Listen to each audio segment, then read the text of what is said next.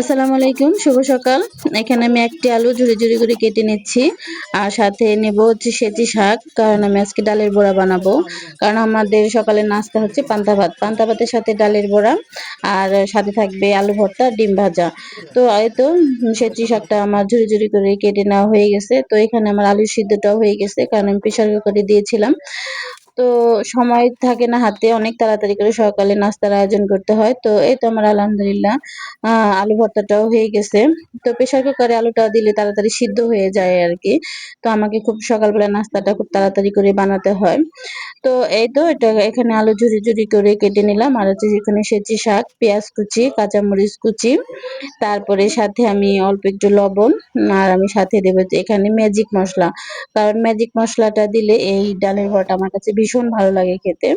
আর হলুদের ফাঁকে আর অল্প একটু হলুদ মরিচের ফাঁকে আরকি দিয়ে দিলাম।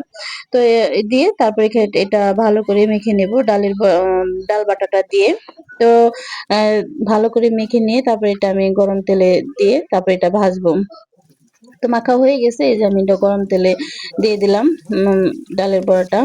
তো পান্তা ভাতের সাথে ডালের বড়াটা অনেক মজা লাগে আরকি, ভালো লাগে খেতে। আর আমাদের ঘরে সবাই এটা খুব পছন্দ করে।